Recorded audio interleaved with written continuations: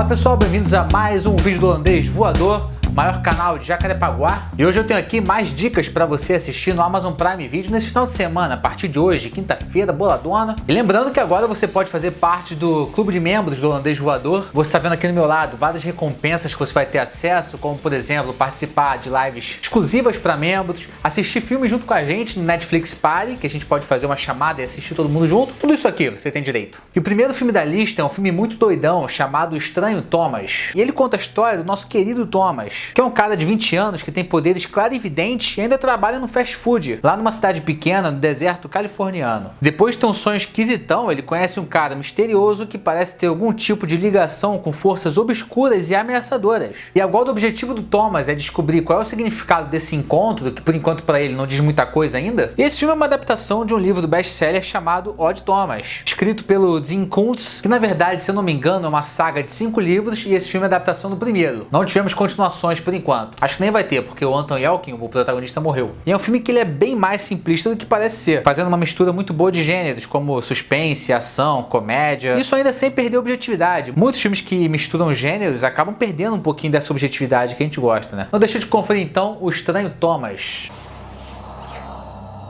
A lot of people died in that dream of yours, huh? Yeah, they did. Your dreams ever come true? Bom, no vídeo da semana passada eu indiquei um filme com o Ricardo Darín e o Leonardo de Baraglia, que é um filme chamado Neve Negra, e vocês gostaram muito. Então vou mandar mais um que tem o Darín e os Baraglia de novo, que é um filme chamado O Que os Homens Falam. No filme a gente acompanha aí 8 caras enfrentando a crise da meia-idade em uma narrativa separada por episódios. Um homem que perde tudo que tem e volta a morar na casa da mãe, enquanto se encontra casualmente com um amigo de longa data. Temos o personagem do Leonardo de Baraglia, que é um cara que conquista tudo que deseja, só que acaba ficando deprimido. Tem o personagem do Ricardo Darín, que desconfia que a esposa anda pulando a cerca com outro homem. Tem também um cara que tenta retomar o casamento 2 anos depois do divórcio, um que tenta seduzir uma colega de trabalho, mais 2 homens que têm seus segredos íntimos revelados. Eu gosto muito de filme assim que é contado através de vários capítulos, sabe? E o filme acompanha esses 8 personagens, só que não são 8 capítulos, até porque tem um capítulo que tem 2 deles, por exemplo, sabe? Inicialmente você pode achar que é um filme superficial, ou então contado de uma maneira superficial, né? Mas é muito interessante como ele vai ganhando forma e complexidade ao longo do enredo, principalmente com alguns pontos de virada que você encontra pelo caminho. O nome do filme original é muito bom, que é Uma Pistola em Cada Mano, mas veio pro Brasil como O Que os Homens Falam. Então não deixa de conferir, show? A próxima dica é um filme protagonizado pelo Denzel Washington, que você sabe aqui no canal, se tem filme do Denzel, você tem a obrigação de assistir. E o filme da vez é ele, O Voo. Nele a gente acompanha o piloto Whip, que acaba salvando várias vidas quando o avião que ele pilotava acaba dando uma pane sinistra. Ele consegue uma aterrissagem inacreditável e se torna um verdadeiro herói americano. Essa cena que ele salva a galera bem no começo do filme, ainda no primeiro ato. E é curioso, né? Interessante isso, porque geralmente uma cena dessa magnitude, né? Dessa grandiosidade, costuma ficar pro final do filme, no clímax. Mas aqui não, aqui é logo no começo. Inclusive dá o tom do filme, que é dirigido pelo Robert Zemeckis, que tirando Convenção das Bruxas é um diretor genial. O problema é que depois desse acontecimento, o Denzel tem que arcar com as consequências judiciárias desse ato de heroísmo, já que precisam achar um culpado pela pane, principalmente pelas mortes que foram causadas. Porque ele não conseguiu salvar todo mundo, claro. Esse filme é uma história fictícia, não é uma história real, mas com certeza teve muita inspiração no Sully, né, o herói do Rio Hudson, não no filme, porque o filme veio depois, mas no acontecimento da aterrissagem no Rio Hudson. Inclusive os 2 personagens foram caçados pela mídia e pela empresa também, depois desse acontecimento. Não deixa de conferir então, que é um filme muito bom, O Voo.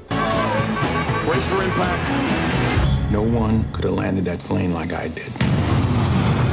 E agora vamos de vencedor do Oscar com um filme chamado O Discurso do Rei, que muito me impressiona ser um filme bom do Tom Hooper. No filme a gente acompanha o rei George, que ainda era conhecido como Príncipe Albert da Inglaterra, e que é gago desde os 4 anos de idade. E quando o irmão mais velho dele, que é o David, abdica da coroa, o George se vê obrigado a resolver esse problema na fala para poder assumir o lugar dele. Afinal, essa questão dele ser gago não abalava só a falta de segurança dele, que de repente ia se tornar o líder de uma monarquia no país, né? Mas também ele achava que era um problema sério para se carregar nessa posição, né? Das pessoas verem ele dessa forma. E ele passa por vários especialistas sem ter nenhum resultado esperado, até que a esposa dele apresenta o Lionel, que é um terapeuta de fala com métodos pouco convencionais. Mas o que é interessante é que o próprio Lionel lida com o George de igual para igual, que acaba criando uma amizade entre eles, servindo até como psicólogo na maioria das vezes. Colin Firth interpreta o rei George e foi indicado ao Oscar e venceu nessa ocasião. O filme também venceu o Oscar de melhor filme, mas o Colin Firth venceu o melhor ator e o Geoffrey Rush foi indicado ao melhor ator coadjuvante. Geoffrey Rush é o Lionel. Eu gosto mais do Geoffrey Rush do que o do Colin Firth nesse filme. E ainda é um dos dos filmes mais fiéis à história real. Afinal, o Diário do Lionel foi usado como base pro roteiro. Não deixe de conferir então o Discurso do Rei. E se você estiver gostando desse vídeo aqui, já deixa um like aqui embaixo, né? É só clicar nesse joinha que tem aqui embaixo. Faz isso agora, porque senão você vai esquecer, hein? E vai ajudar muito a gente na divulgação desse vídeo. Show?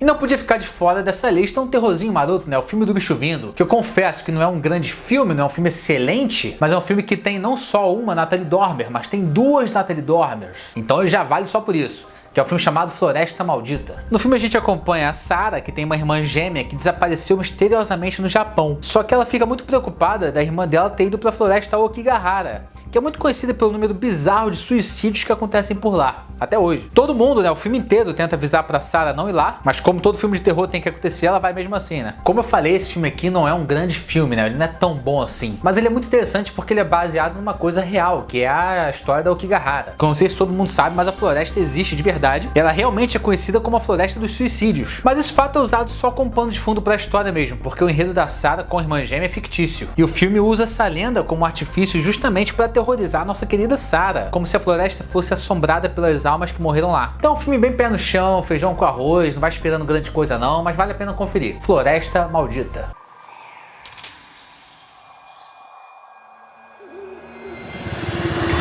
Para compensar o filme anterior, vou indicar aqui um clássico. Toda lista tem que ter um clássico, né, para dar credibilidade ao vídeo, que é um filmaço chamado Psicopata Americano. Também é do Bicho Vindo, só que o Bicho Vindo aqui é o Christian Bale. E o filme conta a história de um cara charmosão chamado Patrick Bateman, que é um cara rico, privilegiado, jovem, dono de um cargo em Wall Street. Além disso, também é extremamente vaidoso e materialista, num nível tão absurdo que até desperta os impulsos assassinos dele. É exatamente isso, né? Esse materialismo dele e também a questão da vaidade são questões usadas como artifício para despertar esse lado psicopata dele. Não existe uma viagem muito psicológica para poder entender esse lado dele. Uma coisa bem simples. Simples sim, pra ele, sabe? Então basta, por exemplo, ele conhecer um cara que tem mais do que ele, que o dedinho dele já começa a coçar. Eu acho que esse foi o primeiro filme a mostrar o Christian Bale como ator dedicado. Inclusive uma das maiores atuações da carreira dele até hoje. E é um filme que é violento, sangrento e sexualmente apelativo. Não é recomendado pra quem for de menor, mas você vai assistir mesmo assim? Então assista. Assim, existe o 2, né? Psicopata Americano 2, ele tem na Prime Video, mas por favor, não assista esse filme. Assiste só um que tá bom já. O 2 é uma merda, inacreditável. But not a single clear, identifiable emotion. I simply am not there.